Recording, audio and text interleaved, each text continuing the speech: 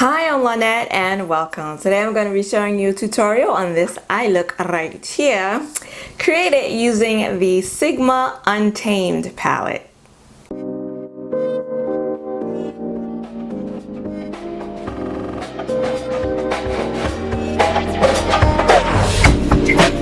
So yesterday, the newest addition to my collection arrived from Sigma, the Untamed palette. And I totally blame this purchase on DJ Just Peachy D here on YouTube. She did a video using this palette, and I've seen this palette in other people's videos. Actually, I didn't watch too many videos on this palette. Didn't pay too much attention to it. I know when it first came out, I was interested because the color story is really pretty and really reminds me of the ABH subculture palette. Anywho, saw her recently use this palette in a video, and she mentioned something about there's a text list for Sigma, has text. You can get text from them, and you can get a lot of discounts through the text.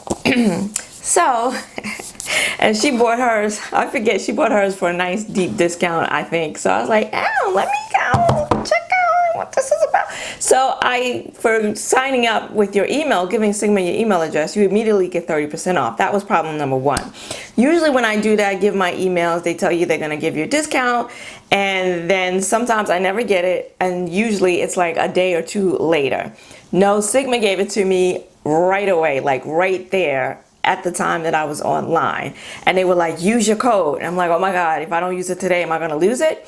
So that's kind of what pushed me to buying this palette. So I went on ahead, I used my 30% and I bought it. And then of course the very next day I got an email from Sigma about their secret sale, and everything was 40% off. Because that's just how things work in my life. So yeah. So anywho, you give them your email address, you'll get 30% off, and then you'll get like emails about secret sales, and then they'll also text you with other discounts, which they've done also. I was almost tempted to go ahead and buy the Corte Rosa palette with the 40% off, but I restrained myself. So this is the box, and the box and the palette look exactly the same. So you have these velvet or velveteen cutouts here that made me immediately think of a tiger. I don't know if it was tiger inspired or if that's the look they were going for, but that's kind of what I thought when I first saw it. And then on the back you have the eyeshadows, the names, and then a picture of the dual-ended brush that you get along with this palette. And then the eyeshadow palette looks exactly the same way. I think it's really pretty. I do like that it's black, so dirt, you know, won't necessarily show up right away on it. And I do like the velvet cutouts on it, although that could potentially get really dirty really quickly. And then you open up the palette and you have this insert in here, which is pretty cool. You have a mirror, and then you have a dual-ended brush, which is fabulous because Sigma, if you've been following me at all here, you know they make some of my favorite brushes. And the fact that you're getting a dual-ended brush with this palette, I think is fabulous because they make great brushes. On the one end you're getting the E38. The E38 is the diffused crease brush, so that's the fluffy side of the brush. And then on the other end you're getting the E54, which is a medium sweeper.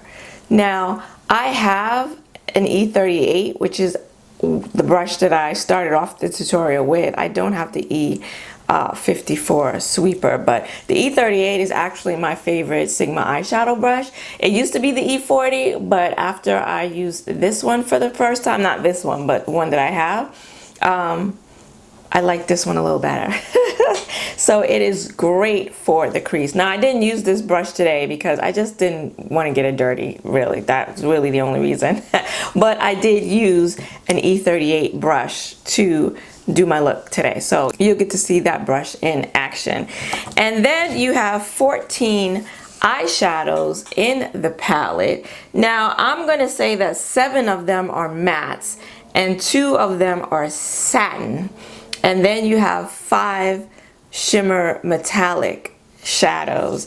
And the color story is very interesting. And I say interesting because you have a mixture of a lot of cool tone shadows, the greens and these mauve plum shades, plum lavender shades, and then you've got a blue in there. I do like the color story of the Untamed palette. And I say that there are 2 satins because this, to me, this Moxie shade here, right here, and then this Docile shade right here, they look matte, but I don't know, they have like a little shimmer to them. Moxie I used on my inner in my inner crease, and it definitely has like a little soft shimmer to it, but after I blended it out, seems like it did dull down a little bit, but I'm sticking with it. I'm sticking with these 2 as satin shades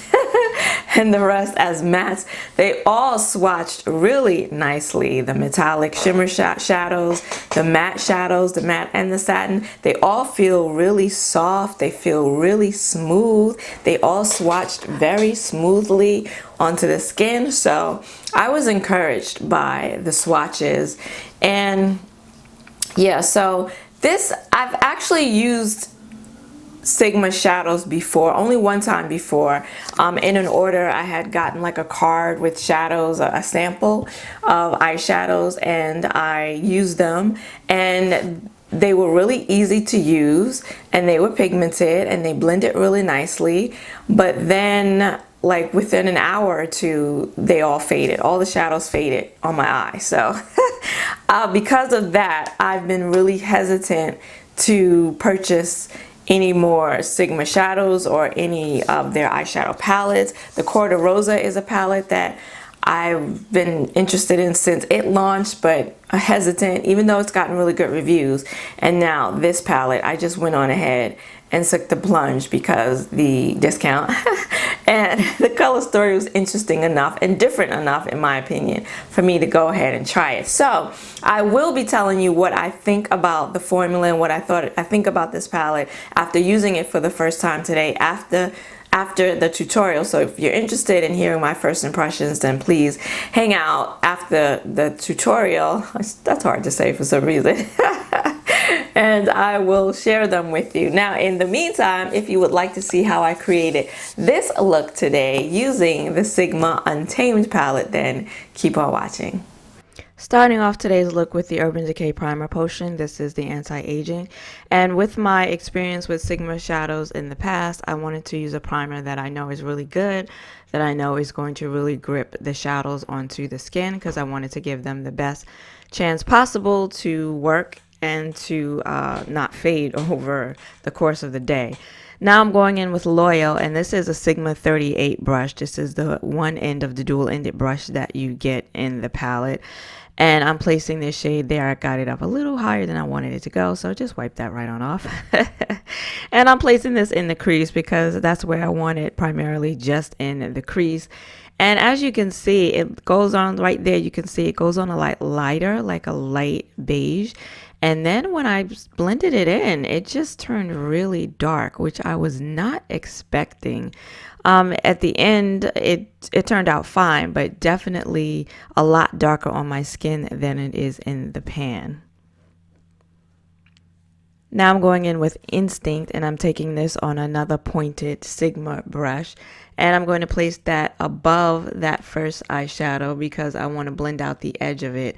And these two worked really nicely together. This is like a nice little light lavender mauve shade, and it really blended out that first really dark shadow very nicely. And they both look like they're both in the Plum family, which again, I wasn't expecting from that crease shade because it looks beige in the pan, but definitely these two complemented each other very well. And now I'm just going back in with that first shade, making sure that I don't lose any of the pigmentation or intensity after blending out the edges with that lighter Mauve Plum shade. Now I'm going back into the palette and I'm going to take Camouflage, and this was kind of the wild card for me. Wasn't sure how it was gonna look with these eyeshadows, and when I was doing this, it looked really dark, like almost black, but I can see now that in this lighting that it really is green, a really dark green, really pretty, and it's pigmented. And I did go back into the pan multiple times to build up the pigmentation to where I wanted it, but as you can see, it's blending out fairly easily. And now just going back in with that crease shade again, just to make sure I blend out that green, because when you're working with shadows that aren't all the same hue in the same hue or family, blending is really key. Now I'm taking Envy, and this is a flat shader brush from Sephora. And as usual, you know, I like to go in first with a formula I've never tried before. I like to go in with it dry at first, just to see what this metallic shimmer shade was going to look like and how it was going to perform. And as you can see, not a whole lot going on. I had to go back into the pan multiple times to build up the color. It's a really pretty color, but it's a little more muted than I was expecting from seeing it in the pan. So now here I am just spraying my brush and just trying to get a little more pop out of it. And I got a little bit more, but not a whole lot. And again, it still took a lot of building to get it to the sort of metallic look that I wanted. Now I'm taking that shade Moxie, and this is one of the two satin shades, and it's really got this sheen to it, so it's not really matte, but it's not shimmery metallic either. And I'm placing that in the inner corner of the lid, and this is a really pretty shade. Again, it's another like lavender shade, really soft, really smooth, and this didn't need to be wet. This went on very well dry. I think even more impact initially than that metallic shade. Now I'm going back in with the metallic shade because again, you want to make sure you blend these shadows together so that they blend seamlessly. And then going back in with just a little tiny touch of the green to blend it into the lid shades and to blend it out in the crease once again, because I really wanted this eye look to have some depth, so that really dark green shadow was going to do that for me. And then back in with that light lavender shade to blend out the edges high above the crease. That shade Instinct. I really like this eyeshadow too, Instinct. It's nice, it's pigmented, and it blends out nicely. And then again, back in with the crease shade, just making sure to blend.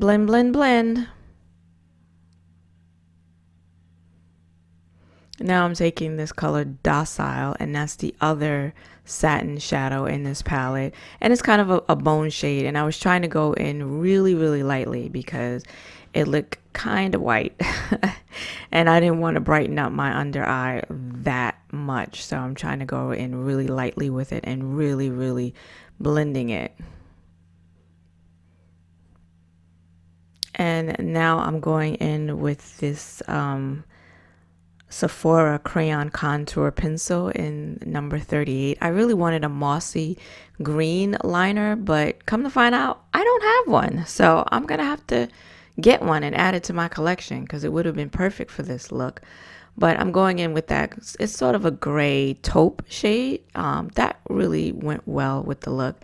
And now I'm going back in with Fierce, that really, not Fierce, that really dark green shade, Camouflage. And I'm putting that on the lower lash line, like 3/4 of the way across the lower lash line. And now I'm taking Envy and I wet the shadow and I'm placing it on top of Camouflage because I did want to have this green pop, but it didn't really give me the pop that I wanted because I put it over that dark shade and because this metallic shade just isn't, doesn't have much pop to begin with. And now I'm taking Fierce and I'm going to place that as my inner corner highlight. And in the pan, this looks like it has a lot more glitteriness to it. I thought maybe it was going to be a topper shade, but it definitely is a metallic shade, but it turned out to be a little too dark. It didn't have the light, bright effect that I thought it was going to have in the inner corner. So I decided to wet the shadow and see if that would give it a little more oomph. And it did. As you can see, it's a little more glittery and sparkly than the other metallic that I put on the lid, but it just wasn't bright enough or light enough. So I went in with Spirit and placed that on top in the hopes that it would lighten and brighten it up a little bit, and it did for a little bit, but not so much. This is the completed look. I used my House of Lashes in the style Juliette and my Rimmel Precision liner for the wing. Okay, so that is the completed look, and I have to say I wasn't quite sure where I was going or what I wanted to do with this look. Honestly, I pretty much wanted to use all the same shadows that DJ used in her video. I wanted to use that yellow, and of course I wanted to use the greens, and I'm like, well, you know, I don't want to do the same look that she did. Which was beautiful, of course. And then, you know, those shadows always draw me in first, and so I kind of wanted to use different shadows and not immediately go to the ones that I use all the time to create probably a similar look that I've done millions of times before. So I wanted to do a little something different, and I don't know what to think. It turned out very cool tone, which shouldn't be surprising because it's a lot of cool tone shadows in here. The dark green shadow, really nice, goes on smoothly, not patchy at all, pigmented, easy to blend. The shimmers that I used thus far didn't knock my socks off. Honestly, didn't knock my socks off, but created a nice, I feel like sophisticated, subdued look that you could easily wear for evening or even in daytime. I mean, they're really not bright, shiny metallic, so I really think you could wear these day or night. My favorite shadow that I used today thus far is Moxie, and that's one of the shadows that I'm calling a satin shade. And this, to me, it swatches so beautifully, and it's pigmented, and it's just really, really pretty. Again, I feel like some of the sheen, that's the word I'm looking for. It's got a sheen to it. Some of the sheen kind of died down after I blended it out and it sat for a little bit on my skin, but really, really, really pretty shadow. And so, yeah, so this is the look I came up with. A mauve, plum, purpley, green look. Certainly something I don't do every day. I kind of wanted to do something different, so I definitely achieved that. And in looking at this palette, I definitely see some monochromatic looks you can do with the mauves, of course the greens. I like that they have a black. They do have this other satin shade, like a bone colored shade for those people that need to have a underbrow highlight shade for fairer skin tones. You have that here too. You have this blue kind of thrown in here, this metallic blue. Again, looks kind of subdued in the swatches, so it's a nice palette. And I think if you're somebody that doesn't want a whole bunch of color, even though there's a lot of color in this palette, I think because the shadows appear to be, at least the ones that I use today, appear to be fairly subdued, I think people that are a little shy of color, I think this would be a good palette for you. So in terms of formula, pigmentation and blendability, I didn't have any problems with either. I felt like the shadows were really easy to use. There was very little kick up in the pan, so they're not very powdery. And I didn't experience any fallout whatsoever on my face using these metallic shadows, wet or dry. I didn't experience any fallout whatsoever. So that was really nice. So in terms of the formula, I do like the formula. If I remember to come back, and I will note in the description box if these shadows faded quickly like the shadows I used years ago. I hope not. If you liked this video, then please give it a like and consider subscribing, because I do eyeshadow tutorials, haul swatches, and reviews here every Saturday. I want to thank you for joining me today. I hope to see you again next week. Until then, bye-bye.